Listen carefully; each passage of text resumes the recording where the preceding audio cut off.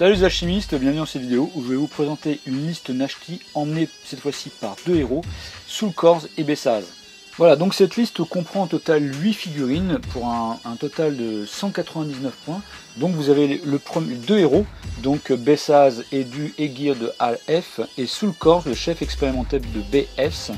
Vous avez aussi le maître de l'eau foudre, vous avez deux automatons Cam-Mes, donc des automatons autonomes, l'excavateur, un Sidouros de Shim-S et une sentinelle de Mem-S. Alors c'est une liste qui est très orientée en termes de jeu, puisqu'elle est vraiment orientée entre guillemets pour le scénario. Voilà, vous n'avez pas une liste ici qui va combattre, c'est pas du tout une liste offensive, mais c'est une liste qui va être tout en protection et qui va vraiment servir en fait pour le scénario. C'est une liste en tout cas qui offre énormément de possibilités de jeu, mais par contre voilà, qui va être, c'est pas la liste forcément la plus simple à prendre en main. Voilà, c'est une liste un petit peu intermédiaire en termes de difficulté, mais vraiment il y a plein de choses à faire, ça va être vraiment très plaisant à jouer, surtout bien sûr si vous réussissez entre guillemets à vos fins et à pouvoir vraiment gagner les parties. Voilà, ça va être vraiment super intéressant et très plaisant de gagner avec une liste de cette façon. Alors pour expliquer un petit peu le rôle de chacun, on va commencer par exemple par la sentinelle, donc qui elle est contrôleur des automatons 4 PA. Bien sûr elle est accompagnée de deux automatons autonomes. Les deux automatons autonomes, bah, eux c'est simple, ils ne font que jouer le scénario. Ils ont un mouvement de 5, ils n'ont pas d'esprit, ils n'ont pas de combat, ils ont une défense de 10, voilà, et ils peuvent jouer le scénario. Ils comptent aussi pour les scénarios tels que le marché de la corne ou bien les sports, etc. Voilà, mais ils sont dédiés à ça, ils ne font que ça. Donc voilà, ils vont vraiment servir à ça. Bien sûr, bah, il faut les activer dans l'aire d'effet de la sentinelle. Si je dis pas de bêtises, voilà, c'est dans les 8 pouces. Il faut qu'ils se trouvent dans les 8 pouces pour pouvoir s'activer. Prendre 2 PA en fait sur les 2 PA au niveau des contrôleurs des automatons, c'est-à-dire 2 PA chacun. Voilà, sur les 4 PA que peut donner la sentinelle. Et puis ils vont pouvoir marcher et jouer le scénario. Ils vont être vraiment dédiés à ça. Et la sentinelle, bah, bien sûr, il faudra la laisser entre guillemets un petit peu en retrait, la laisser derrière, ne pas l'exposer.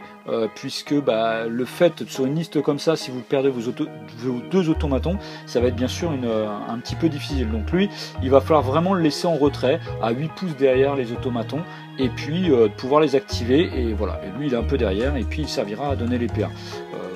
Principalement, voilà, il servira à ça. Ensuite, vous avez le Sidouros de Shim-S, lui il a 2 PA.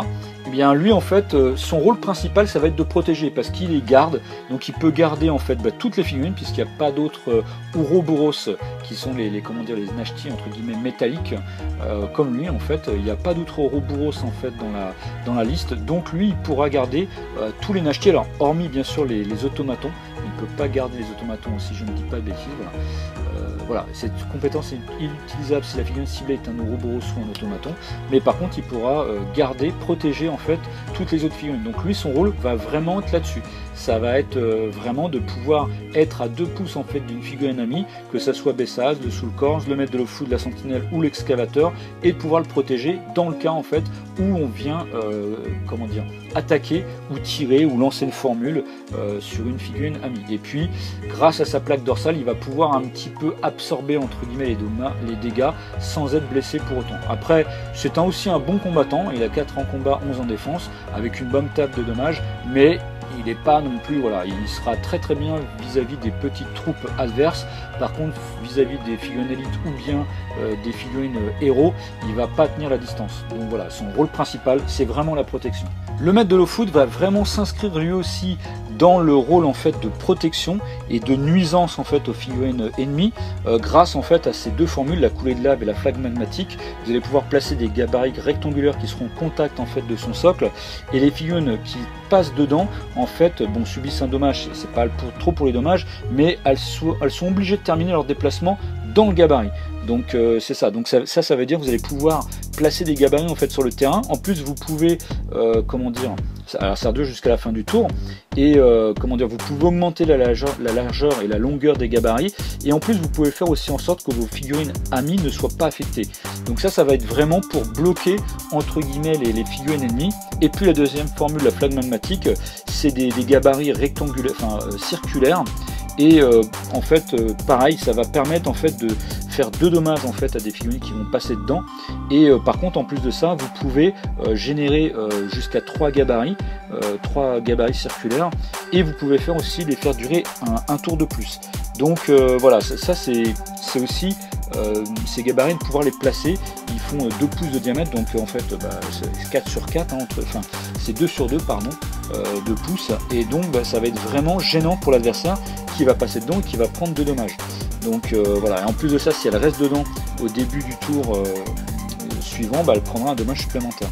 Donc voilà, donc ça va être vraiment à jouer avec ces 2 gabarits, vraiment intéressant pour pouvoir en fait éviter que les figurines viennent au contact, enfin viennent vers le maître de l'eau-foot, bien sûr, parce que lui en plus il est complètement, comment dire, il ne subit pas les dommages de ces 2 formules, et puis ça va permettre en fait de protéger aussi vos propres figurines, parce que vous pourriez très bien mettre les gabarits, je sais pas, devant un objectif, et que vos figurines soient derrière l'objectif. Donc voilà, ça va être vraiment intéressant. Il va y avoir un rôle super important au niveau du placement en fait des gabarits que vous allez poser sur la table. Et bien sûr, il faudra aussi, lors de la phase de placement des décors, bien penser et vous anticiper en fait là-dessus, de bien penser au placement des décors, de mettre assez peu de distance entre certains décors et que vous anticipiez de dire là je pourrais placer un gabarit par exemple au tour 2 du jeu. Voilà, donc il y a vraiment des trucs intéressants à faire là-dessus, c'est assez tactique à jouer en fait. L'excavateur, donc lui 3 PA, c'est une figurine élite, évidemment. Alors lui, vous pourrez aussi très bien l'utiliser pour le combat, hein. Il a 4 en combat, 11 en défense, 5 en réflexe, mais je dirais encore une fois là-dessus, il s'inscrit bien dans la liste que je vous propose, puisque ça va être un formidable joueur de scénario, notamment avec sa règle troglodyte, qui lorsque vous êtes en contact d'un décor, vous pouvez dépenser un PA et replacer en contact avec un autre décor. Donc ça veut dire que vous pouvez commencer avec être en contact d'un décor dans votre zone de déploiement, ou pas très loin de votre zone de déploiement, et de vous téléporter entre guillemets sur un autre décor qui se trouve de l'autre côté. Alors bien sûr, quand vous faites ça, il y a des restrictions, vous ne pouvez pas charger après l'utilisation de cette compétence dans le tour. Voilà. Donc bon, bien sûr, mais ça veut dire que il y a plein de scénarios où vous allez pouvoir faire, je sais pas, mais que ça soit le marché, les sports, ou bien même les coffres ou les banques, etc. Vous pouvez aller d'un côté et vous rendre de l'autre côté en un seul PA. Donc il y a vraiment des trucs super intéressants à faire avec ce profil. Voilà, ça peut être très surprenant pour l'adversaire, et il faut vraiment que vous profitiez en fait de cette compétence qui est super intéressante. D'autant plus, il a en plus l'expert parade, donc il va avoir une durée de vie sur la table qui va être intéressante, hein, notamment face à des figurines qui ont plutôt 3 en combat. Et bien il ne faudra pas hésiter en fait à jouer la parade. Vous aurez ainsi 4 dés pour le jet de combat en opposition, et ce qui va permettre de le faire durer sur la table, d'autant plus qu'en plus il a la feinte. Donc si votre adversaire veut faire inactif pour vous faire griller votre parade, vous faites aussi inactif grâce à la feinte, comme ça vous dépensez pas de PA. Voilà, donc ça va être permettre en fait d'avoir vraiment une longue longévité avec ce profil. Ensuite, le héros Bessaaz, donc 3 PA. Alors lui, il va être vraiment intéressant, hein. Bien sûr il est ambassadeur, donc il ne peut pas effectuer de charge ni jouer de carte d'attaque lors de son activation.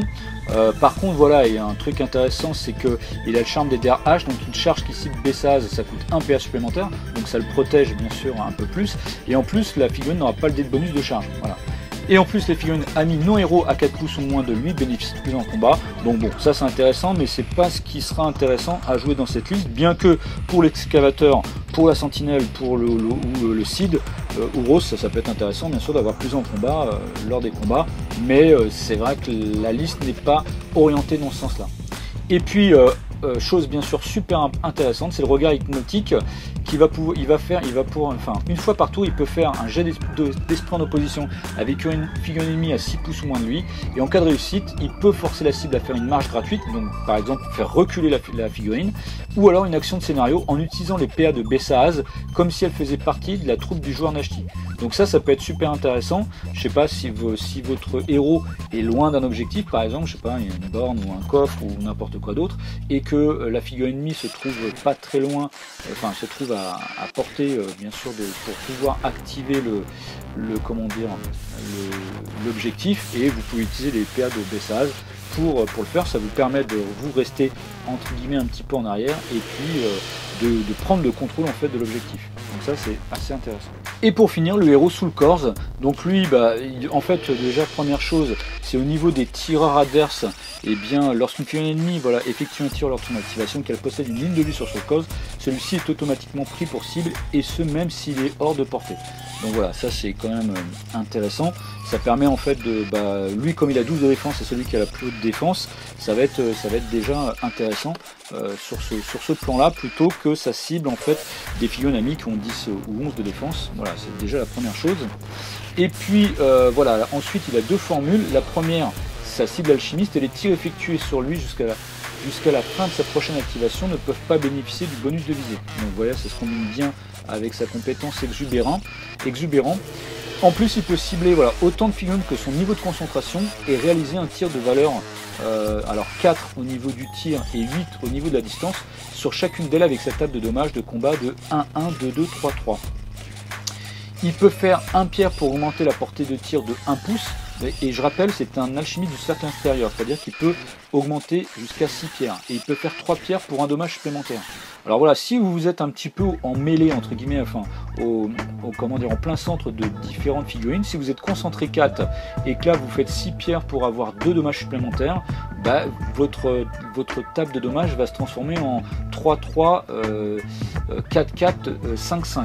Donc vous pouvez faire du grabuge, et vraiment, vous pouvez cibler jusqu'à 4 figurines, vous faire, je sais pas, 3 ou 4 ou 5 dommages, ça peut faire vraiment, bien sûr, très très mal. Alors c'est très, bien sûr, situationnel, hein. Mais cependant c'est tout à fait possible, surtout en plus avec un 8 de distance. C'est bien sûr du tir de petite portée, on va dire, mais voilà, ça peut être très intéressant à utiliser.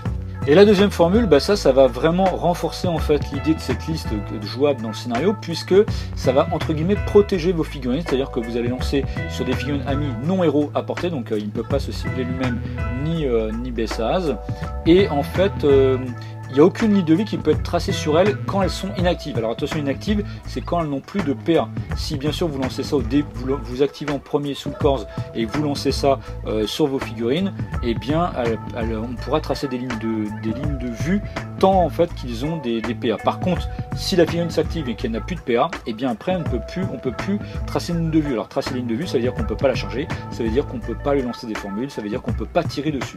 Par contre, bien sûr, l'effet s'arrête si la figurine fait un jet de combat ou un jet de tir pendant l'activation. Voilà. Et la formule, elle dure jusqu'à la fin de la prochaine activation de Soul Corps, et prend fin bien sûr si Soul Corps relance cette formule. Donc ça veut dire que s'il lance par exemple le tour 1, ça prendra fin à la fin de l'activation pendant le tour 2 de Soul Corps. Donc ça peut durer quand même assez longtemps.